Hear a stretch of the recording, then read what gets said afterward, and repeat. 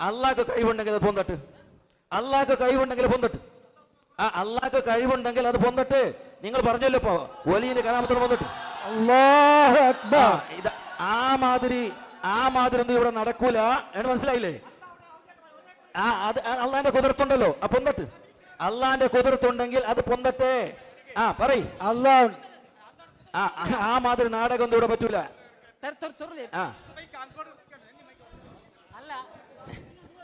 മനസ്സിലായില്ലേ? ആ മാതിരി ഈ മാതിരി നാടകമൊന്നും നമ്മളടുത്ത് നടക്കൂല. ഇതൊന്നും ആദ്യമൊന്നുമല്ല, മനസ്സിലായില്ലേ?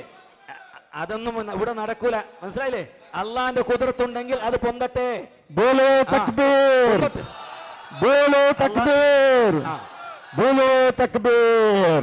സലാത്തുല്ലാഹ് സലാമുല്ലാഹ് അലാ താഹ റസൂലുള്ളാഹ്. സലാത്തുല്ലാഹ് സലാമുല്ലാഹ് അലാ യാസീൻ ഹബീബുല്ലാഹ്. അപ്പൊ അതുകൊണ്ട് ഈ മാതിരി ഏതെങ്കിലും നാടകം കളിച്ചാല് ഞങ്ങള് ഉത്തരമുട്ടിക്കാന്നെന്ന് വിചാരിക്കുന്നുണ്ടാ? ഇത് 10-25 കൊല്ലായി ഇതിന്റെ പിന്നിൽ നടക്കുന്നത്. ഏതെങ്കിലും മൗലൈമാരോട് വന്നിട്ട് നമ്മൾ ഉത്തരമുട്ടിക്കാന്നുള്ളത് നിങ്ങളെ സ്വപ്നമാണ്, മോഹമാണ്. അത് നിങ്ങളെ കൊണ്ട് ഖിയാമത്ത് നാൾ വരെ കഴിയില്ല. അസ്സലാമു അലൈക്കും. പ്രിയമുള്ളവരെ, ഈ മുസ്ലിയാക്കന്മാര് വലിയാണ്, ഔലിയാക്കളാണ് എന്ന് പറഞ്ഞു നടക്കുന്ന ആളുകൾക്ക്, അവർക്ക് ശക്തി ഉണ്ടെങ്കിൽ എന്തോ ഒരു സാധനം അതൊന്ന് പൊങ്ങട്ടെ എന്ന് ഒരു മുഖാമുഖം നടക്കുന്ന ഒരു വേദിയിൽ പോയിക്കൊണ്ട് 2-3 ചെറുപ്പക്കാര് പറയാണ്. അപ്പോ എടുത്ത വഴിക്കാം മുസ്ലിയാക്കന്മാര് പറയുന്നത് ഞങ്ങൾ അള്ളാഹ്ക്ക് കഴിവുണ്ടെങ്കിൽ ഒന്ന് പൊങ്ങട്ടെ എന്നാ പറഞ്ഞത്. ഇവര് അള്ളാഹുവിന്റെ കഴിവിനെ പോലും ചോദ്യം ചെയ്യാൻ തുടങ്ങി. എന്തിന്റെ പേരിലാണ്? ഇവിടെ ചില ആളുകള് അവര് ഔലിയാക്കളാണ്, അവരാണ് അള്ളാഹുവിന്റെ മറ്റുള്ള കാര്യങ്ങളെല്ലാം നിയന്ത്രിക്കുന്നത്, ഈ ലോകം പോലും നിയന്ത്രിക്കുന്നത്, വിമാനങ്ങൾ കൂട്ടിമുട്ടുന്നത് പോലും അവരുടെ നിയന്ത്രണത്തിലാണ്, അവര് ഉറങ്ങിപ്പോയാൽ വിമാനങ്ങളൊക്കെ കൂട്ടിമുട്ടും എന്ന് പറയുന്ന ആളുകള് നമ്മൾ ആ തരത്തിലുള്ള നിരവധി വീഡിയോകൾ കണ്ടതാണ്. ഇവിടെ 2 യുവാക്കൾ പോയിട്ട്, അവര് പണ്ഡിതന്മാരൊന്നുമല്ല, അവര് മുഖാമുഖം നടക്കുന്ന വേദിയിൽ പോയിട്ട് ചോദ്യം ചോദിക്കാൻ പോയതാണ്. അവിടെ പോയപ്പോ നിങ്ങൾ ഈ പറയുന്ന, അവിടെ ഔലിയാക്കളുടെ വിലായത്തും കഴിവുമാണല്ലോ ചർച്ച ചെയ്യുന്നത്, നിങ്ങൾ ഈ പറയുന്ന ഔലിയാക്കൾക്ക് കഴിവുണ്ടെങ്കിൽ എന്നാ ഈ സാധനം ഒന്ന് പൊങ്ങട്ടെ, ആ ഔലിയയുടെ കഴിവൊന്ന് കാണട്ടെ, ആ കറാമത്തൊന്ന് കാണട്ടെ എന്ന് പറഞ്ഞപ്പോ, എന്നാ നിങ്ങളൊക്കെ പറയണ അള്ളാഹ്ക്കാണ് കഴിവ് എന്നല്ലേ, നിങ്ങളെ അള്ളാന്റെ കഴിവൊന്ന് കാണട്ടെ, അള്ളതൊന്ന് പൊക്കട്ടെ എന്ന് പറഞ്ഞ ഈ ജാഹില് കൂട്ടത്തെ നമ്മള് മനസ്സിലാക്കേണ്ടതുണ്ട്. ഇതുപോലെയുള്ള വിവരക്കേടുകൾ പറഞ്ഞുകൊണ്ട് ഇവർ ഈ ഉമ്മത്തിനെ കൊണ്ടെത്തിക്കുന്നത് വളരെ മോശമായ പിഴച്ച വിശ്വാസത്തിലേക്കാണ്, വൈകൃതം പിടിച്ച വിശ്വാസത്തിലേക്കാണ്. തിരിച്ചറിയേണ്ടതുണ്ട് ഈ വിഭാഗം. അവിടെ അയാള് പറയുന്നുണ്ട് 10-25 കൊല്ലായി ഞാനിത് തുടങ്ങിയിട്ടെന്ന്. അയാളുടെ ദീനിന് 25 കൊല്ലത്തെ പഴക്കമുള്ളൂ. അയാള് 25 കൊല്ലമായിട്ട് പ്രാക്ടീസ് ചെയ്യുന്ന അയാളുടെ പിഴച്ച വിശ്വാസമാണ് അവിടെ പറഞ്ഞുകൊണ്ടിരിക്കുന്നത്. എന്നാൽ ആ യുവാക്കൾ വന്നുകൊണ്ട് 1400 വർഷം മുമ്പ് മുത്തു മുഹമ്മദ് മുസ്തഫ സല്ലല്ലാഹു അലൈഹി വസല്ലം പറഞ്ഞ ആ വിശ്വാസമാണ് അവിടെ പറയാൻ ശ്രമിച്ചതും, അവിടെ അതിന്റെ കാര്യങ്ങളാണ് ആ യുവാക്കൾ അവിടെ പറഞ്ഞത്.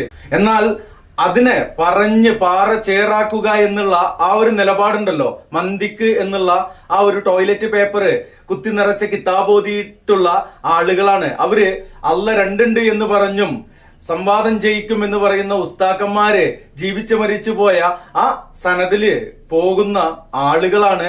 അവര് ഇതല്ല ഇതിനപ്പുറവും പറയും എന്നുള്ളതാണ് ഈ ഉള്ളവന് മനസ്സിലാക്കാൻ കഴിഞ്ഞത്. ഇൻഷാ അല്ലാഹ് അള്ളാഹുവിന്റെ ആ വഹദാനിയത്ത് അത് നമ്മൾ അറിയേണ്ടതുണ്ട്, മനസ്സിലാക്കേണ്ടതുണ്ട്. അള്ളാഹുവിന്റെ വഹദാനിയത്ത് സംബന്ധിച്ച ഒരു വീഡിയോ ഇവിടെ ചേർക്കുന്നുണ്ട്, കാണുക. അള്ളാഹു അനുഗ്രഹിക്കട്ടെ. വീഡിയോയിലേക്ക്. ഇസ്ലാം തൗഹീദിൽ വിശ്വസിക്കുന്നു. തൗഹീദ് എന്നാൽ ഏകീകരണം എന്നാണ്. ഏകത്വം ഉറപ്പിച്ചു പറയുക എന്നാണ് അർത്ഥം. വഹദ എന്ന അറബി പദത്തിൽ നിന്നാണ് അതിന്റെ ഉത്ഭവം. ഏകീകരിക്കുക എന്നാണ് അതിനർത്ഥം. വെറും ഏകദൈവ വിശ്വാസമല്ല, മറിച്ച് തൗഹീദിലാണ് ഇസ്ലാം വിശ്വസിക്കുന്നത്. തൗഹീദിന്റെ 3 ഇനങ്ങളുണ്ട്. തൗഹീദുർ റുബൂബിയ്യ, തൗഹീദുൽ അസ്മ വസിഫാത്ത്, തൗഹീദുൽ ഇബാദ. തൗഹീദുർ റുബൂബിയ്യ എന്ന ആദ്യത്തെ ഇനത്തിന്റെ നിർവചനമെന്നത് രക്ഷിതാവിലുള്ള ഏകത്വമാണ്. രക്ഷിതാവ്, പരിപാലകൻ എന്നൊക്കെ അർത്ഥം വരുന്ന റബ്ബ് എന്ന പദത്തിൽ നിന്നുമാണ് തൗഹീദുർ റുബൂബിയ്യ എന്നതിന്റെ ഉത്ഭവം.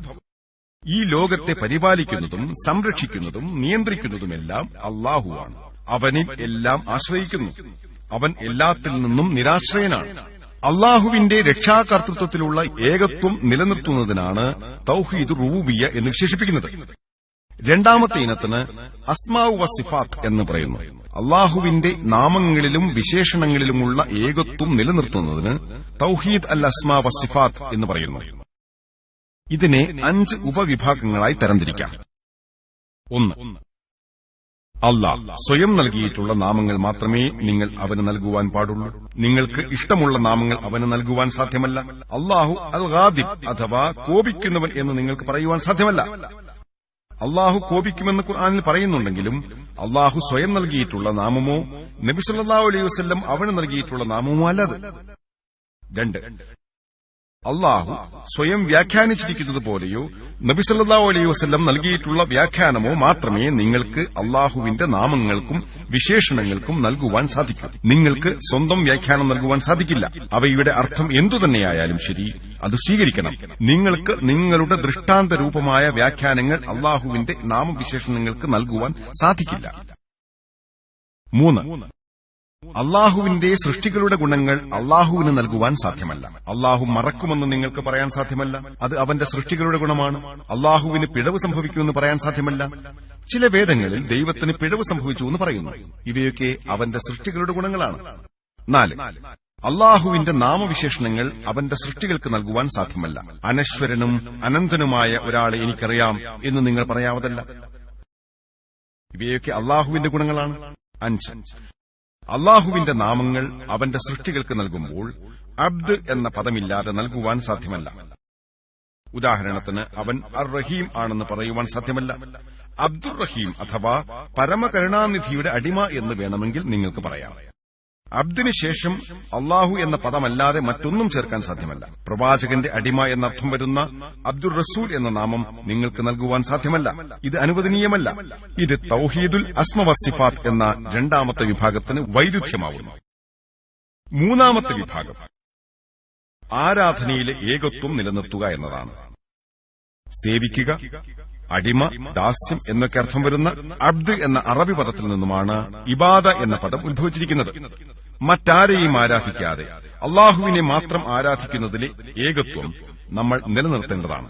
തൗഹീദ് അൽ ഇബാദ എന്ന് വെച്ചാൽ അല്ലാഹുവിനെ മാത്രം ആരാധിക്കുന്നതിലെ ഏകത്വം നിലനിർത്തണം എന്നതാണ്. നിങ്ങൾ തൗഹീദിന്റെ ആദ്യത്തെ 2 ഇനങ്ങൾ അംഗീകരിക്കുന്നുവെന്ന് കരുതുക. തൗഹീദുൽ റുബൂബിയ്യ അഥവാ അല്ലാഹു രക്ഷിതാവാണെന്നും പരിപാലകനും സൃഷ്ടാവുമാണെന്നും അംഗീകരിക്കുന്നു. അതുപോലെ സ്രഷ്ടാവ് തുടങ്ങിയ ഏറ്റവും നല്ല നാമവിശേഷണങ്ങൾ അവന് നൽകുകയും ചെയ്യുന്നുവെന്ന് കരുതുക.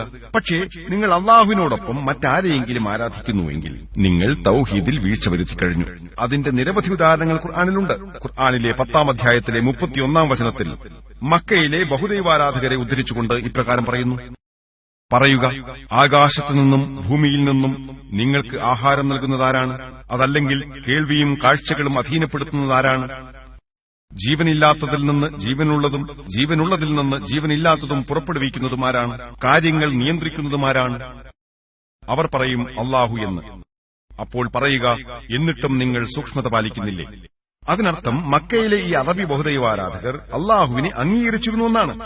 അതായത് അവർ അവരുടെ രക്ഷിതാവിനെ അല്ലാഹു എന്ന് വിളിക്കുകയും അവന് ഉത്കൃഷ്ടമായ നാമങ്ങൾ നൽകുകയും വിശേഷണങ്ങൾ നൽകുകയും തൗഹീദ് റുബൂബിയ്യയും തൗഹീദ് അൽ അസ്മാ വസിഫാത്തുമൊക്കെ അവർക്കുണ്ടായിരുന്നു. പക്ഷേ അവർ അല്ലാഹുവിന് പുറമെ മറ്റു വസ്തുക്കളെയും ആരാധിച്ചിരുന്നു. ഇതിന് സമാനമായ മറ്റൊരു ഉദാഹരണം ഖുർആനിലെ അധ്യായം 43 87-ാം സൂക്തത്തിൽ ഇപ്രകാരം കാണുവാൻ സാധിക്കും: ആരാണ് അവരെ സൃഷ്ടിച്ചതെന്ന് നീ അവരോട് ചോദിച്ചാൽ തീർച്ചയായും അവർ പറയും അല്ലാഹു എന്ന്. അപ്പോൾ എങ്ങനെയാണ് അവർ മറ്റുള്ളവരെ ആരാധിച്ചുകൊണ്ട് വ്യതിചലിക്കപ്പെടുന്നത്? അപ്പോൾ ആദ്യത്തെ 2 ഇനങ്ങൾ പാലിച്ചാൽ മാത്രം പോരെന്ന് നമുക്ക് മനസ്സിലായി. തൗഹീദിന്റെ 3 ഇനങ്ങളും ഒരേ സമയം പിൻപറ്റുന്നതാണ് പ്രധാനം. നിങ്ങൾ തൗഹീദിന്റെ ഏതൊരു ഇനവും ലംഘിച്ചാലും അതിന് ശിർക്ക് എന്ന് പറയും. ഷിർക്ക് എന്നത് ഇസ്ലാമിലെ ഏറ്റവും വലിയ പാപമാണ്.